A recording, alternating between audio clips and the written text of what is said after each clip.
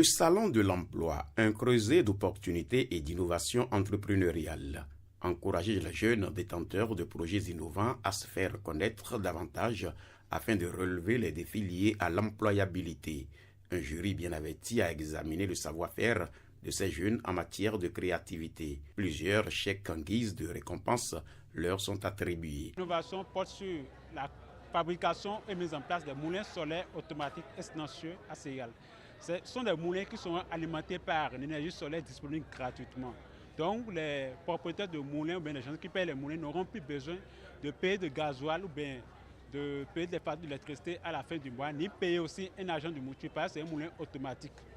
Avec ce chèque, on pense mettre en place un moulin solaire automatique et silencieux dans l'un des marchés urbains du Bénin. L'université d'Abomey-Calavi s'honore de la tenue de ce salon.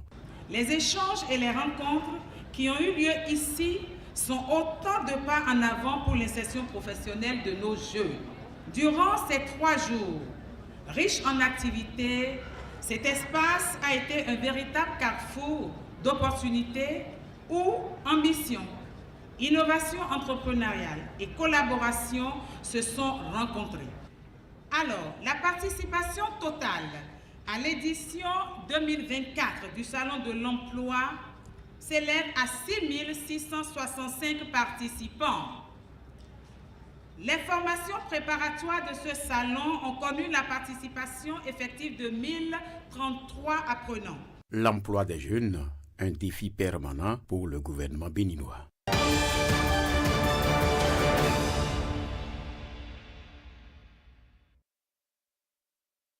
Tronçon Guinée-Carimama, une quarantaine de kilomètres, impraticable ou presque, surtout par temps de pluie. Un calvaire bientôt conjugué au passé grâce à cette nouvelle infrastructure routière en cours de réalisation, gage de plus de sécurité des personnes et des biens. Une préoccupation majeure des élus communaux. C'est le lieu de remercier et de féliciter les forces de défense et de sécurité qui, malgré tout, continuent de défendre avec professionnalisme l'intégrité de notre commune. Je m'incline ici devant la mémoire de ceux parmi eux qui sont tombés au champ d'honneur, les armes à la main au cours de cette année 2024, dans ce rude combat de protection des personnes et des biens. Mes compatriotes, tels que je les connais, c'est des compatriotes qui, à des moments donnés, ont tendance à ne pas respecter, n'est-ce pas, le civisme, c'est-à-dire à ne pas respecter un certain nombre de règles.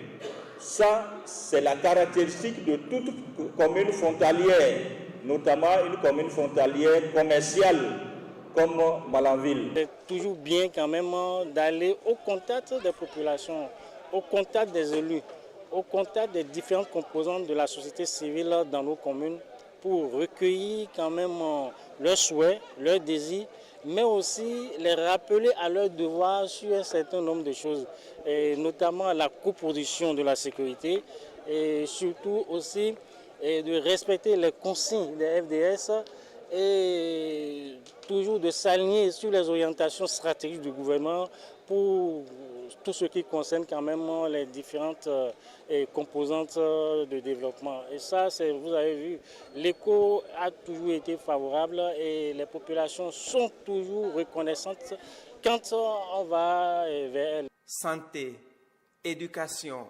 environnement, infrastructure, sécurité, autant de domaines passés au peigne fin pour le mieux-être des populations.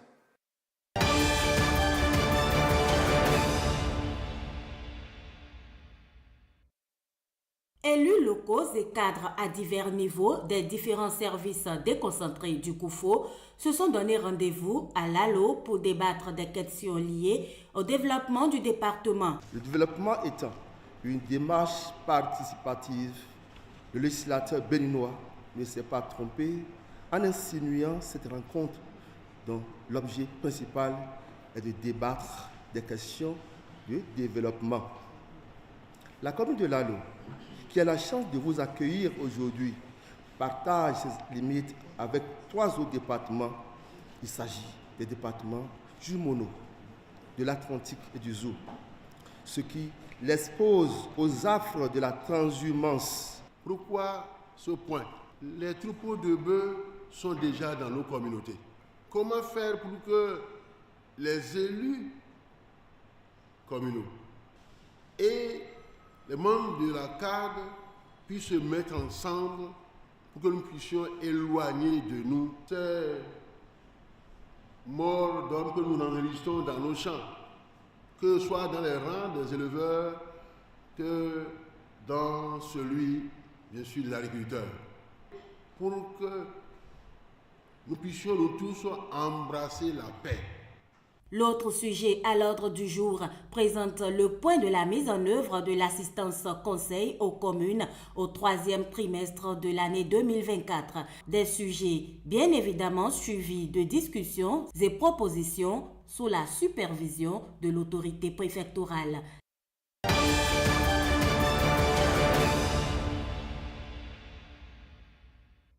Dix ans après la mise en œuvre du système participatif de garantie SPG, la Fédération des unions de producteurs du Bénin et l'Agence belge de développement ENABEL font le bilan. Ce système, en plein essor en Afrique, avec le Bénin cité comme l'un des pionniers, favorise l'agroécologie, l'agriculture durable, offrant aux producteurs une formation sur les pratiques biologiques, les processus de certification et l'accès à des marchés lucratifs. La Fédération des unions des producteurs du Bénin, la FUPRO Bénin, forte de cette 30 ans d'existence, s'est investie depuis 2011 dans la promotion et la pérennisation de ce dispositif. La FUPRO a contribué à poser les jalons d'une agriculture résiliente et compétitive, capable de répondre aux défis de sécurité alimentaire tout en valorisant nos ressources locales. Les participants ont donc 2 jours pour faire l'état des lieux des principaux acquis du dispositif SPG Bénin et proposer des actions prioritaires pour son développement institutionnel, technique et financier. Nous sommes aujourd'hui plus de 800 producteurs et agricoles certifiés bio-SPG au niveau du Bénin. ENABEL permet donc le renforcement de capacité donc des producteurs, aussi bien au niveau donc des itinéraires techniques, au niveau de la mise en marché, au niveau donc de la labellisation et tout ce qui est structuration pour pouvoir mettre en œuvre et s'approprier le processus bio-SPG. Le projet Delta Mono de l'Agence belge de développement vient en appui à la transition agroécologique et à la construction de systèmes alimentaires durables dans la biosphère du mono. L'atelier de Grand Popo bénéficie du financement de l'Union européenne et de la coopération luxembourgeoise. Il a connu la présence du ministère de l'Agriculture du Bénin.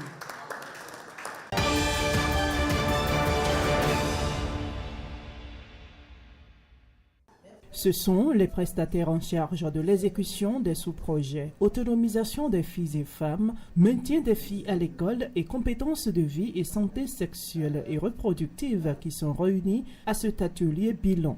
À la suite donc de ces travaux autour des éléments de capitalisation, nous avons donc entamé l'étape d'évaluation de ces ONG parce qu'il faut quand même à la fin présenter donc les impressions que les partenaires ont vis-à-vis donc des performances de ces ONG qui ont quand même contribué à la mise en œuvre de nos activités. Ces ONG exécutantes vont capitaliser les acquis des interventions menées durant les 9 mois de mise en œuvre. Pendant cette période, nous allons citer les actions phares avec les kits scolaires distribués, les TMC, l'organisation des cours de vacances, la sélection des membres de comités de veille et leur formation. Nous voulons remercier le gouvernement pour avoir pensé aux jeunes filles, aux jeunes apprenantes, à nos élèves, pour chercher à les maintenir à l'école. Je suis particulièrement animée de sentiments de satisfaction vis-à-vis de tout ce qui a été fait, particulièrement à l'endroit de ces filles, en l'occurrence les filles dans leur niveau, dans les différents statuts, que ce soit les filles à l'école, les filles déscolarisées et les femmes. Lorsque nous remontons sur les indicateurs de la composante, je pense que la plupart des ONG ont pu quand même atteindre les indicateurs et les objectifs à elles fixés. Et c'est avec beaucoup de plaisir que nous clôturons ce bilan. Et pour une meilleure pérennisation des acquis du projet SOED Bénin, un document de capitalisation sera élaboré pour servir de boussole.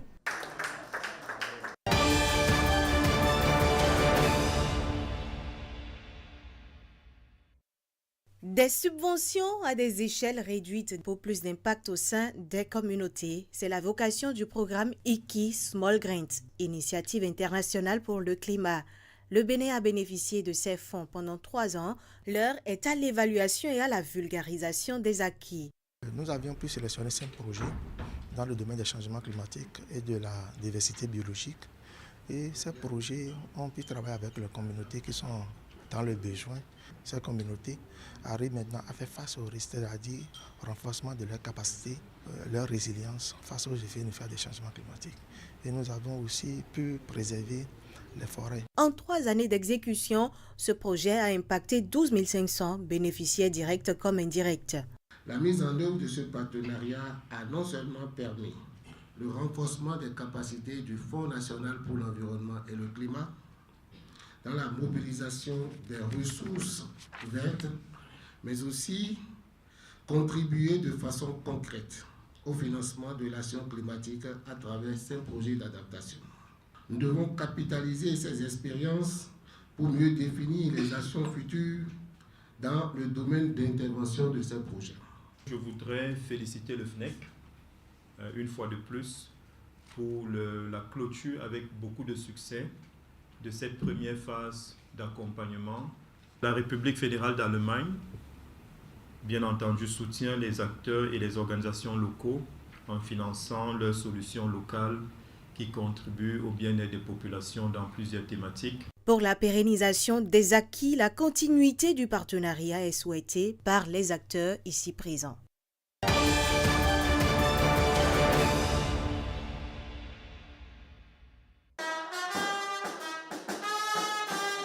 Enfants du Bénin debout, debout pour le développement. Cet appel patriotique motive les filles et fils de Materi, présents au lancement de cette campagne, à s'engager à la culture de la paix, la non-violence et la tolérance. Étant élève, vous êtes très jeune. 10 ans en arrière, j'étais comme vous. Mais aujourd'hui, je suis devant. Demain, ce sera votre tour. Donc, vous devez travailler pour le développement de notre commune qui est Materi. Materi est indivisible. Je peux compter sur vous?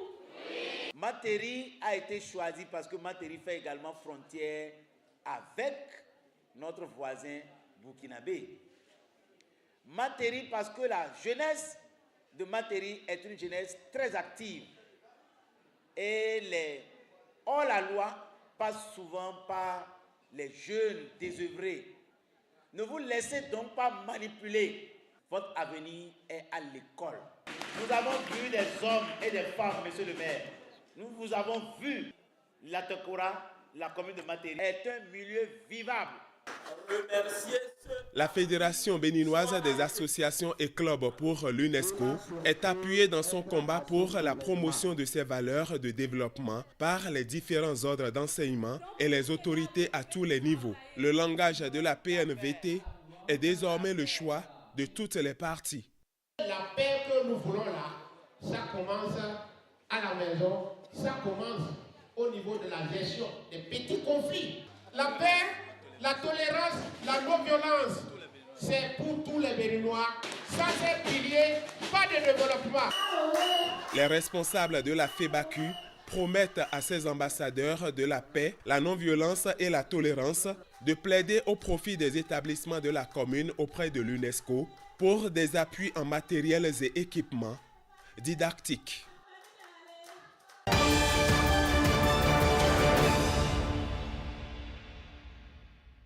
Une région, une identité, une culture, des retrouvailles. Minofi est un réseau fraternel à engagement citoyen qui œuvre depuis plusieurs années maintenant pour le bien-être de la communauté. Ils sont venus des 9 arrondissements de la commune d'Abomey-Calavi, les fils et filles de la communauté à Foin-Oku. Réunis dans le creuset Midofi, entendez littéralement « Nous sommes ici », ils se sont retrouvés à Révier pour la 4e édition de leur fête de retrouvailles. Il s'agit de la fête consacrée à la découverte et à la valorisation de notre patrimoine culturel. Le réseau Minofi a organisé des travaux dirigés au profit de nos enfants candidats au baccalauréat sur plus de 6 mois sur 7 sites au cours de l'année scolaire 2023-2024. Ces cours ont positivement touché plus de 7000 apprenants du privé comme du public. Minofi, c'est aussi la solidarité avec nos tout petits enfants de la commune d'Abomey-Calavi en période de fête de Noël. L'édition de Noël 2023 aux enfants Minofi a été une belle expérience en décembre passé où le réseau a offert plus de 1000 cadeaux aux enfants de la commune. Beaucoup d'autres actions au plan social et culturel sont à l'actif du réseau depuis sa création. Et plaise à Dieu, cela va se poursuivre. Vie associative et développement personnel. C'est le thème sur lequel les participants à ces retrouvailles ont été entretenus pour les amener davantage à militer dans ce creuset pour une communauté plus forte.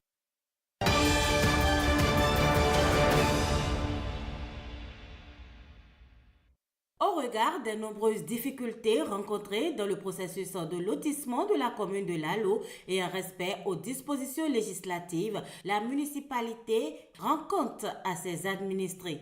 La mise en œuvre des opérations de lotissement et de recasement de la commune sur la période de janvier au 15 novembre 2024 était le principal sujet des échanges. Les gens ont déterré même des bols et on a repris. Ce qui bloque le truc, c'est qu'il y a trop de familles qui n'ont pas les papiers, ils sont goudoutors, ils n'ont qu'à prendre leur conscience et savoir que ce que nous faisons là, que c'est pour leur bien. L'État central nous surveille de près. Cette deuxième séance de reddition pour le compte de l'année en cours est participative et les populations sont invitées à soutenir ce processus indispensable pour le développement de Lalo.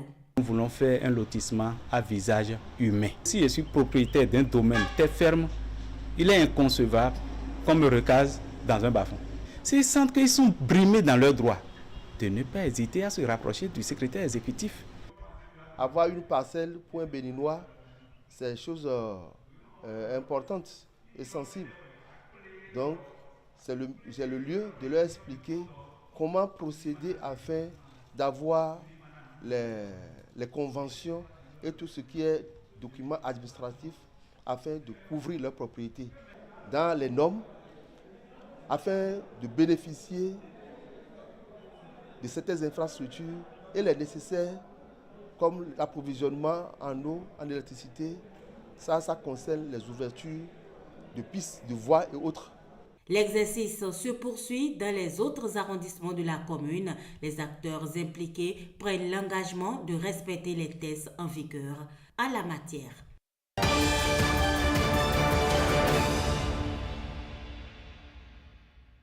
L'objectif de Duragir est clair, renforcer la résilience des populations face aux défis liés à la gestion intégrée des ressources en eau GIR. Ce programme repose sur une approche participative réunissant des partenaires diversifiés et impliquant activement les communautés locales. Il s'agit de mieux maîtriser l'eau, non seulement pour protéger les biens et les infrastructures, mais également pour assurer la sécurité alimentaire et la survie des populations dans cette région stratégique. Les mots importants pour nous dans ce projet, lorsque nous étions en train de l'élaborer, c'est la localisation.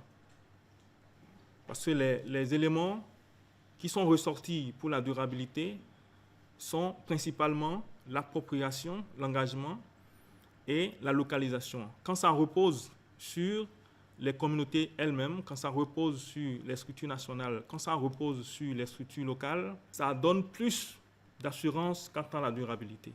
Duragir n'est pas simplement une continuation des acquis du programme OMI Delta. Il se veut un modèle, une vision prospective. En considérant les résultats obtenus et en renforçant les capacités locales, nous visons à ancrer la gestion intégrée des ressources en eau GIR dans les pratiques et les politiques locales, tout en garantissant la résilience des communautés face aux risques liés à l'eau. Je réitère notre détermination à faire de Dur à Agir un modèle de collaboration efficace et de durabilité. Pour réussir, nous avons besoin de l'implication active des institutions, des organisations de la société civile, des médias et surtout des communautés locales elles-mêmes. Avec Dur Agir, le delta de l'Ouémé peut espérer une gestion plus efficace et durable de ses ressources en eau. Ce programme incarne l'espoir d'un avenir plus sûr pour les communautés en limitant les impacts des inondations tout en renforçant leur capacité d'adaptation face aux aléas climatiques.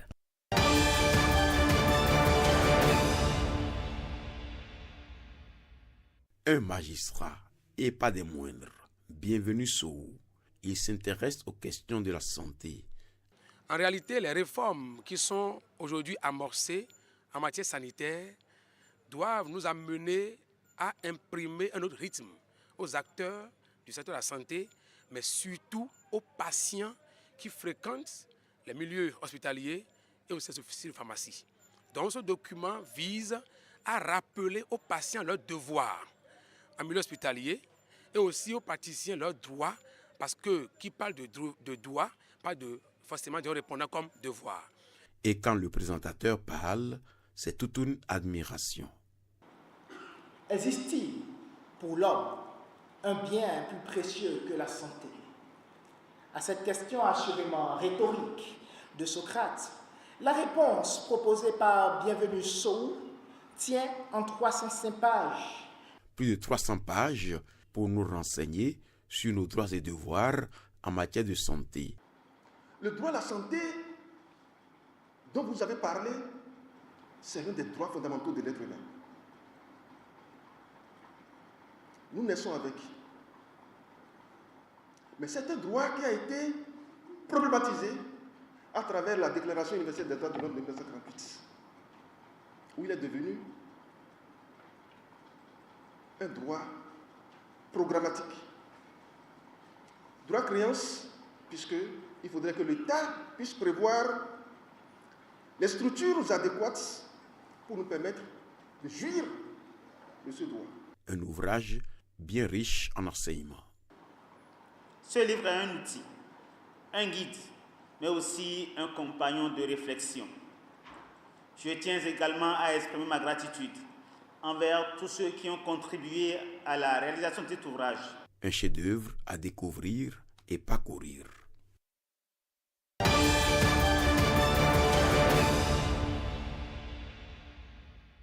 Qu'est-ce qu'on peut faire pour régler 3 jours pour en savoir plus sur les changements climatiques, depuis leurs origines aux moyens de lutte, en passant par leurs causes et leurs impacts. Les leaders d'étudiants du Bénin sont mobilisés à cette fin. L'objectif précis du présent atelier est de renforcer les capacités des jeunes étudiants, les futurs adultes et dirigeants, pour mieux les outiller à résoudre les problèmes environnementaux, car pour reprendre les mots de Barack Obama, ancien président des États-Unis, dans l'intérêt de nos enfants et de notre avenir, nous devons faire plus pour lutter contre les changements climatiques. La plupart de ces manifestations, de ces effets, disons, sont créés par l'homme.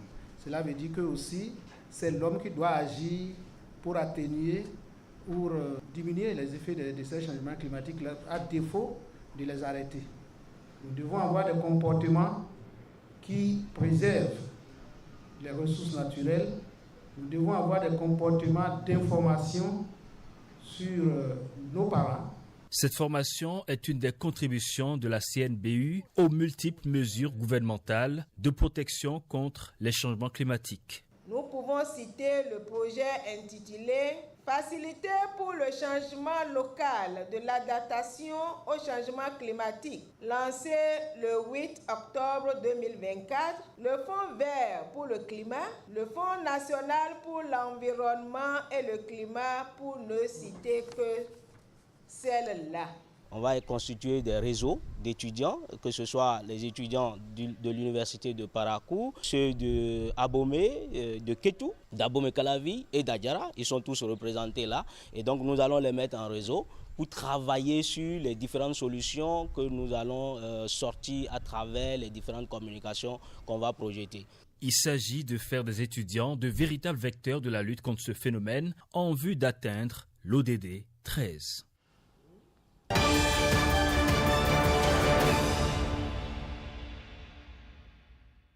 À cet atelier bilan dédié à 3 sous-projets de la composante 1.2 du projet Souhait de Bénin, des consortiums impliqués dans la mise en œuvre font le point de la mission à eux confiée durant 29 mois d'activité. Ils auront également à faire la revue de capitalisation des acquis et procéder à une évaluation finale.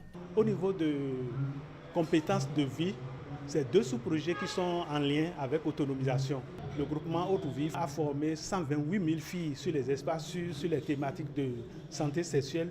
Ils ont formé également 25 000 garçons sur les espaces sûrs. La tranche d'âge au niveau de ce groupement, c'est de 10 à 24 ans, alors qu'au niveau du sous-projet autonomisation des filles et des femmes, c'est de 14 à 24 ans.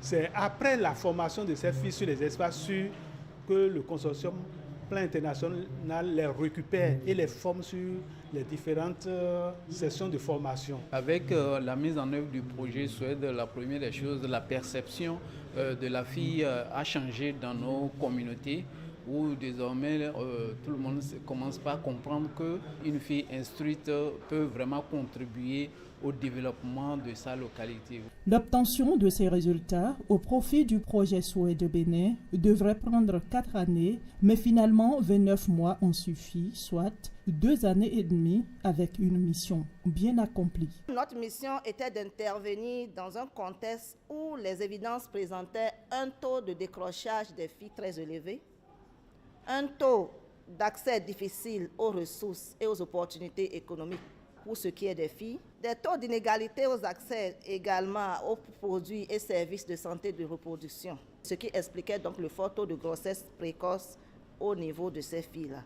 Et c'est avec un sentiment de satisfaction que nous constatons au terme de nos interventions avec les ONG que ces défis ont quand même été relevés. Le projet est à terme, mais les acquis seront pérennisés et cette pérennisation dépendra des résultats que nous allons sortir des 3 jours de réflexion que nous aurons à mener. Lancé officiellement le 20 mars 2020 au Bénin sous la coupole du ministère en charge des Affaires sociales, le projet d'autonomisation des femmes et dividendes démographiques au Sahel Souhait de Bénin s'achève le 30 décembre 2024.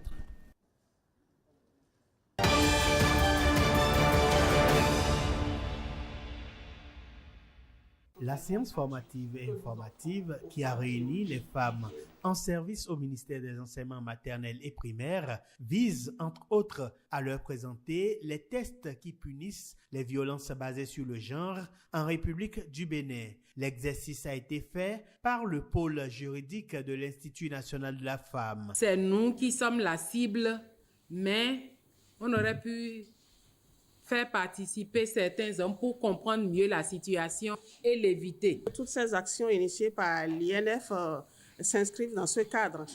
Permettre aux femmes de comprendre les conditions dans lesquelles elles doivent travailler, ce qu'elles peuvent accepter et ce qu'elles ne doivent pas accepter. Autour du thème « Riposte et reconstruction des femmes en milieu de travail », les discussions ont eu lieu à bâton rompu puisque les femmes voulaient en savoir davantage pour mieux se prémunir contre les violences et c'est un pari gagné pour l'INF. Les 16 jours d'activisme ont démarré le 25 novembre. C'est une période, une quinzaine où nous menons énormément d'activités sur le terrain, non seulement pour promouvoir les activités de l'INF, mais aussi pour sensibiliser les femmes et les hommes sur les lois applicables au VBG. Pour cette session de sensibilisation, le focus a été fait sur le harcèlement sexuel parce que nous recevons quand même à l'INF énormément de cas, que ce soit moral ou sexuel. Nous avons eu l'occasion d'expliquer aux femmes la mission de l'INF, de présenter l'Institut au travers de ses missions, ses attributions, ses domaines de compétences, au travers aussi des infractions qui sont le domaine de compétences de l'INF. Tous les ministères vont recevoir la caravane de l'Institut national de la femme. Son combat étant d'éradiquer les violences faites aux femmes.